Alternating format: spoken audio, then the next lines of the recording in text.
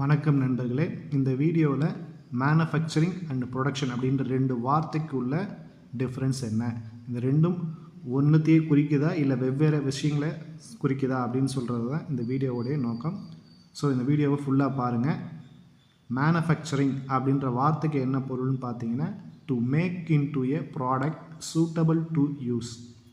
So மேனுஃபேக்சரிங்கிறது என்னென்னு பார்த்தீங்கன்னா, ஒரு ரா மெட்டீரியலை நம்மளுடைய யூஸுக்கு ஏற்ற மாதிரி அந்த மெட்டீரியலை மாற்றக்கூடிய செயல்முறைக்கு பேர் தான் மேனுஃபேக்சரிங் அப்படின்னு சொல்லுவோம்.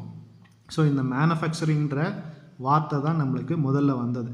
ஸோ எதுலேருந்து வந்ததுன்னு பார்த்தீங்கன்னா, மேனஸ் அண்ட் ஃபேக்டஸ் என்ற ரெண்டு லத்தீன் வேர்ட்லேருந்து வந்தது. ஸோ மேனஸ்ன்றதுக்கு என்ன அர்த்தம்னு பார்த்தீங்கன்னா அண்ட், ஃபேக்ட்ஸ்ன்றது என்ன அர்த்தம்னு பார்த்தீங்கன்னா மேக். ஸோ கையால் தயாரிக்கப்படுவது அப்படி சொல்கிறது தான் மேனுஃபேக்சரிங். ஸோ கையால் தயாரித்தது அப்படின்னு சொல்கிறதுக்காக தான் அந்த வார்த்தையை மேனுஃபேக்சரிங்கிற வார்த்தையை நம்ம உபயோகப்படுத்த ஆரம்பித்தோம். ஸோ இங்கிலீஷில் இந்த வார்த்தை எப்போ வந்ததுன்னு பார்த்தீங்கன்னா 1567. ஸோ அந்த வருஷம்தான் மேனுஃபேக்சரர் அப்படின்ற வார்த்தை இங்கிலீஷில் வந்தது. உற்பத்தியாளர் அப்படின்ற சொல் இங்கிலீஷுக்குள்ளே வந்தது 1567. ஸோ மேனுஃபேக்சரிங் அப்படின்ற வார்த்தை எப்போ வந்ததுன்னு பார்த்தீங்கன்னா 1683. ஸோ அப்போ தான் மேனுஃபேக்சரிங் அப்படின்ற வேர்டு இங்கிலீஷில் இன்வென்ட் பண்ணப்பட்டது. ஸோ லத்தீன் வார்த்தையிலிருந்து அந்த வார்த்தைகள் எடுக்கப்பட்டது.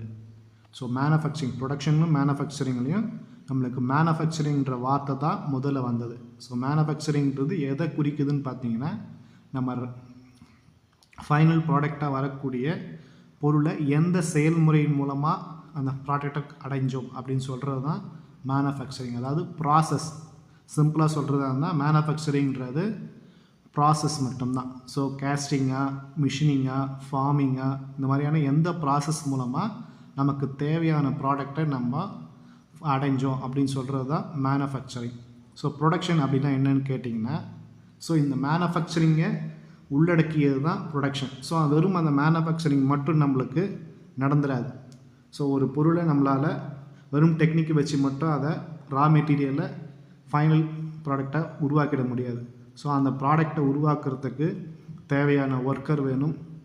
எந்த ப்ராசஸ் மூலமாக நம்மளால் ரொம்ப கம்மியான நேரத்துக்குள்ளே அந்த ப்ராடக்டை உற்பத்தி பண்ண முடியும், எவ்வளோ ரா மெட்டீரியல் வாங்கணும், அதை எங்கே வாங்கணும், அதை எப்படி டிரான்ஸ்போர்ட் பண்ணணும், ஸோ எவ்வளோ எப்போ தேவைப்படும் அப்படின்ற மேனேஜ்மெண்ட்டும் தேவை. ஸோ அந்த மேனேஜ்மெண்ட்டும் சேர்ந்தது தான் இந்த ப்ரொடக்ஷன்.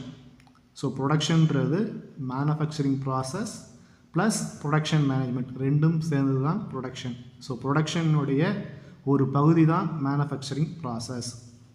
ஸோ ஒரு இன்டர்வியூவில் உங்களை யாராவது இந்த ப்ரொடக்ஷனுக்கும் மேனுஃபேக்சரிங்க்கும் டிஃப்ரென்ஸ் கேட்டாங்கன்னா, மேனுஃபேக்சரிங்கிறது ப்ராசஸ் ரிலேட்டடானது, என்ன விதமான வழிமுறையின் மூலமாக பொருளை உற்பத்தி செய்கிறோம் அப்படின்னு சொல்லக்கூடியது manufacturing.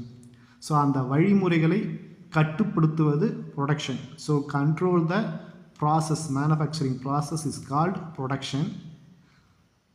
Produce the product is called manufacturing.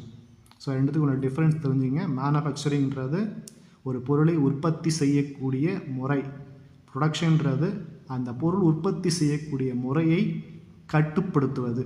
So இதுதான் பேசிக்கான டிஃப்ரென்ஸ். இந்த வித்தியாசம் உங்களுக்கு புரிஞ்சுதுன்னா இந்த வீடியோவை லைக் பண்ணுங்கள், உங்கள் ஃப்ரெண்டுக்கு ஷேர் பண்ணுங்கள், முக்கியமாக நம்ம சேனலுக்கு சப்ஸ்கிரைப் பண்ணுங்கள். தேங்க்யூ.